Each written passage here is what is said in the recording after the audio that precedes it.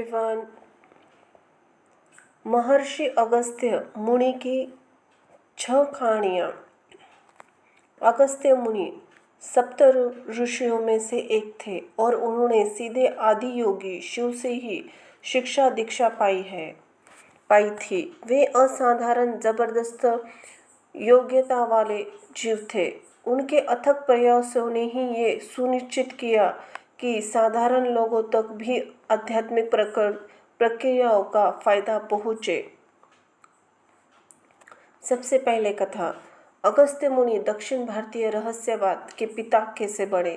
जब आदि योगी ने अपना ज्ञान अपने पहले 7 शिष्यों के साथ साझा किया, तब उन्होंने 112 तरीके खोजे और शिष्यों को समझाए जिससे कोई मनुष्य अपने अंतिम स्वभाव तक पहुँच सके, यानी कि आत्मज्ञान पा सके। जब उन्हें लगा कि वे शिष्य सप्तऋषि इन 112 तरीकों को समझने में समय लेंगे, तो उन्होंने उन विधियों को 16-16 तरीकों से 7 भागों में बांट दिया और फिर उनमें से हर एक को आत्मज्ञान पाने के 16 अलग अलग तरीके ही सिखाए। कथा कहती है, सप्तऋषियों को ये 16 तरीके सीखने में भी 84 साल लगे और 84 सालों में से ये सब वही आदि योगी के साथ रहे थे, जो उनके सिर्फ गुरु ही नहीं थे बल्कि सब कुछ ही हो गए थे। अलग अलग तरीके सीखने के बाद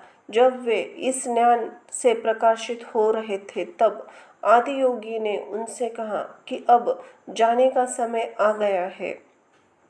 इस बात से वे सब ऋषि बहुत ज़्यादा भावुक हो गए, क्योंकि आदि योगी बिना वे अपने जीवन की कल्पना भी नहीं कर सकते थे।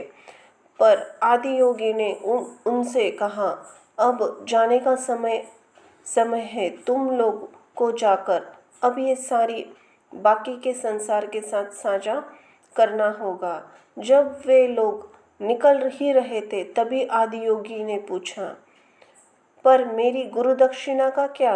गुरु को दक्षिणा की जरूरत नहीं होती, पर वे चाहते हैं कि जाने के समय शिष्य समर्पण के भाव के साथ जाए, क्योंकि मनुष्य जब समर्पण के भाव में होता है तो वे अपनी सबसे अच्छी अवस्था में होता है। तो आदि योगी ने उनसे गुरु दक्षिणा मांगी और ये लोग उलझन में पड़ गए। उनके पास था ही क्या जो वो गुरु को अर्पण करते।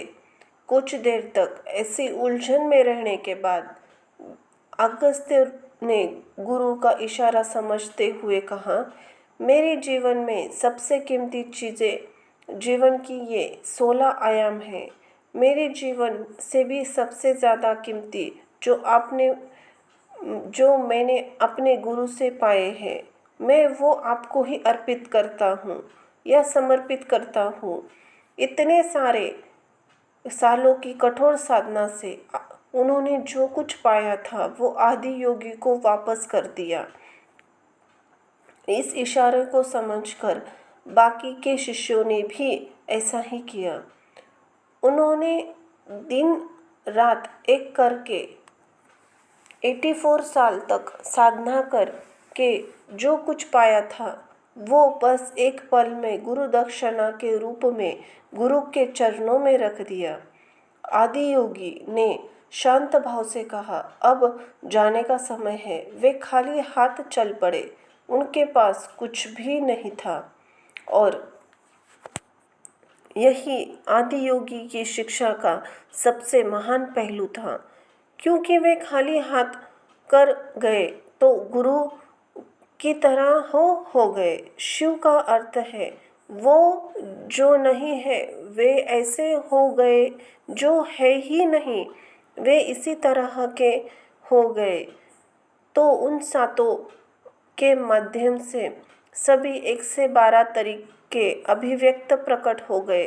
वे चीज़ों को जो ये सप्तऋषि भी कभी समझ सीख नहीं पाए थे, जिनके लिए उनके पास बुद्धि भी नहीं थी, वे सब उनका ही भाग हो गया। क्योंकि उन्होंने जो कुछ इकट्ठा किया था वो सब गुरु के चरणों में समर्पित कर दिया था। वो भी जो उनके जीवन का सबसे कीमती पहलू था और बस खाली होकर निकल पड़े। जय हो शिव प्रभु की। कथा दूसरी। अगस्त्य मुनि ने कार्तिकों के गुस्से को ठंडा किया। कार्तिकेय भगवान शिव जी के पुत्र थे। एक बार वे बहुत नाराज हो गए और अपने पिता से दूर जाना चाहते थे। वे दक्षिण के ओर चले गए और योद्धा बन गए।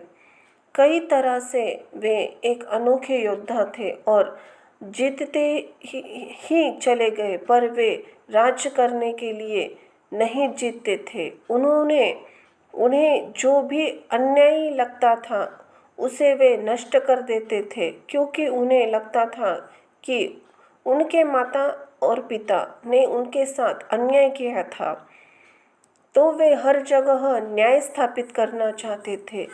जब आप गुस्से में होते हैं तो सब कुछ अन्याय जैसा लगता है। उन्हें लगता था कि दुनिया में इतना ज़्यादा अन्याय हो रहा है, तो उन्होंने बहुत से युद्ध लड़े और बहुत से लोगों को मारा। तब अगस्त्य मुनि ने कार्तिकेय के गुस्से को बदला और उसे एक ऐसा साधन बनाया जिससे द्वारा उन्हें आत्मज्ञान मिल सके। फिर कार्तिकेय को सुब्रह्मण्य में शांति मिली, जहां उन्होंने आखिरी बार अपनी तलवार को धोकर साफ की। कुछ दिनों के लिए वे वहां रुके और फिर कुमार पर्वत पर गए। वहीं खड़े होने की मुद्रा में उन्होंने महासमाधि ली। इसी तरह अगस्त्य ने कार्तिकेय के गुस्से को आत्मज्ञान में बदलने का महान काम किया। जय हो प्रभु की, जय हो कार्तिकेय की, जय हो अगस्त्य मुनि की। अगस्त्य मुनि ने विंध्याचल पर्वत को झुकाया। दक्षिण की ओर जाते समय अगस्त्य की भेंट विंध्याचल से हुई। भारत के मध्य भाग में विंध्याचल नाम की पर्वत श्रेणी में है, जो हिमालय से बहुत पुरानी है। पर्वतों में हिमालय को पर्वतों का राजा चुना गया था। तो जब अगस्त्य दक्षिण की ओर जा रहे थे तब विंध्याचल बहुत ही गुस्से में थे और उन्होंने अगस्त्य को रोककर पूछा, आप हिमालय को राजा कैसे बना सकते हैं? मेरी तुलना में वो बस बच्चा है। अगस्त्य जानते थे कि जब कोई गुस्से में होता है तो वो बहुत खराब काम कर सकता है। अब अगर कोई पर्वत नाराज हो तो क्या कर दे, कुछ कहा नहीं जा सकता। अगस्त्य वहां बैठ गए तो विंध्याचल ने बहुत भक्तिभाव से झुककर उनको प्रणाम किया। तब अगस्त्य मुनि बोले, आप बस यही रहिए, मैं अभी दक्षिण की ओर जा रहा हूँ। जब लौटूंगा तब आपके सवाल उस पर चर्चा करेंगे। तो विंध्याचल अगस्त्य मुनि के वापस आने की राह देखते हुए वही उसी झुकी हुई मुद्रा में वैसे ही रह गए। पर अगस्त्य कभी वापस नहीं आए ही नहीं। जब उन्हें वापस उत्तर की ओर जाना था तो वे दूसरे रास्ते जगन्नाथपुरी होते हुए गए, जिससे विंध्याचल की तरफ से जाना टाला जा सके और विंध्याचल ऐसे ही झुका हुआ रहे। विंध्याचल छोटा है क्योंकि वो झुक गया था। हिमालय ज़्यादा ऊंचा है क्योंकि वो खड़ा है और अभी भी बढ़ रहा है। जय हो विंध्याचल की, जय हो प्रभु की। अगस्त्य मुनि ने सुगंधित फूलों का पेड़ लगाया। कर्नाटका के BR हिल्स, बेल्लालीगिरी, रंगना बेट्टा में एक जगह है जहाँ सिम्मीपके का पेड़ है, जिसे हम चंपा नाम से जानते हैं। ये बहुत ही सुगंधित खुशबूदार फूल है। कहा जाता है कि इस पेड़ 6000 साल पहले अगस्त्य मुनि ने यहाँ लगाया था। निश्चित ही रूप से ये बहुत ही ज़्यादा पुराना पेड़ है। इस पेड़ की डालियों डालियों की आपस में गांठें पड़ गई है और दूसरे पेड़ की तुलना में ये बहुत ज़्यादा पुराना लगता है। इस पेड़ को यहाँ डोंडा समीपके कहा जाता है, जिसका मतलब है बहुत बड़ा। अगस्त्य मुनि ने कावेरी में भव्य नटत्रीश्वर मंदिर बनाया। नटत्रीश्वर मंदिर का एक अद्भुत मंदिर कावेरी की नदी के प्रवाह में ठीक बीच में आए हुए द्वीप में है। नदी जहाँ से शुरू होती है उसी तल कावेरी से लेकर समुद्र से मिलने के मार्ग में बीचों बीच मौजूद इस द्वीप को कावेरी की नाभि के रूप में देखा जाता है। ये भी कहा जाता है कि इस मंदिर के लिंग को अगस्त्य मुनि ने 6000 साल से भी पहले यहाँ प्राण प्रतिष्ठित किया था। ये लिंग बालू और उस समय में मिलने वाले कुछ खास पारंपरिक पदार्थों से के मिश्रण से बनाया गया है। भौतिक रूप से ये लिंग अभी भी वैसा ही है और ऊर्जा की दृष्टि से विस्फोटक है। हालांकि ये 6000 साल से भी ज़्यादा पुराना है, पर ऐसा महसूस होता है जैसे इसे कल ही प्राण प्रतिष्ठित किया गया हो। सामान्य रूप से ये माना जाता है कि अगस्त्य मुनि ने अपने सूक्ष्म शरीर और अपनी ऊर्जाओं से इसी स्थान पर छोड़े थे। ये कहा जाता है कि उन्होंने अपना मानसिक शरीर या मनोमय कोश मदुरै के पास चतुरगिरि पर्वत पर छोड़ा और फिर वे कार्तिकेय के मदद से अपने भौतिक शरीर को कैलाश पर ले गए, जहाँ शिव भगवान थे। वहां पहुंचकर उन्होंने अपना भौतिक शरीर छोड़ा। ये सब निश्चित बहुत भव्य ढंग का काम था। अगस्त्य कावेरी को कई तरह से एक जीवित शरीर की तरह मानते थे और उन्होंने उसका नाभि केंद्र नटत्रीश्वर में इसी तरह स्थापित किया, ऊपर और नीचे दोनों तरफ ऊर्जा का प्रवाह सही ढंग से हो। हमारी भारत भूमि की संस्कृति का ये महत्वपूर्ण पहलू है। टिके रहना और संपन्नता पाना ये जीवन के उद्देश्य नहीं है, ये तो बस परिणाम है। जीवन का उद्देश्य हमेशा मनुष्य का खिलना, पूर्णता को पाना रहा है। बहुत से महान जीवों ने अपनी ऊर्जाओं का इसी तरह खास ढंग से निवेश किया जिससे मनुष्य का विकास हो और उससे व्यक्तिगत स्तर पर पूर्णता पाने में सहायता मिले।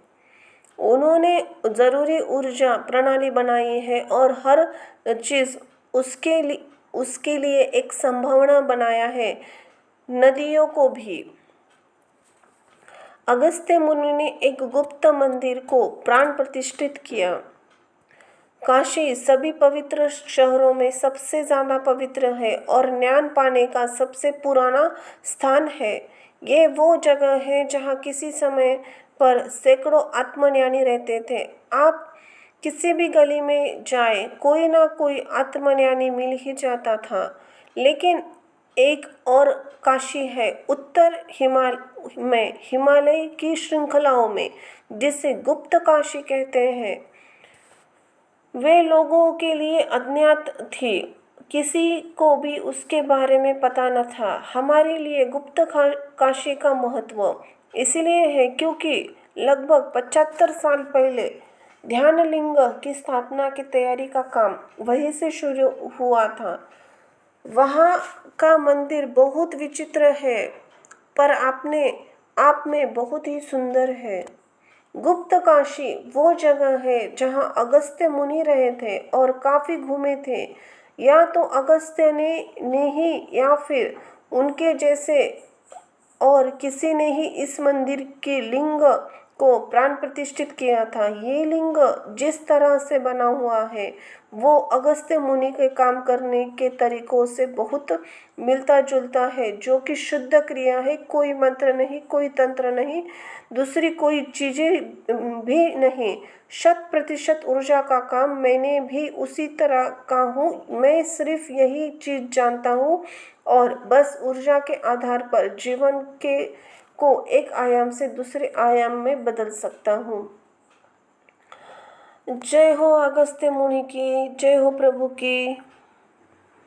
धन्यवाद।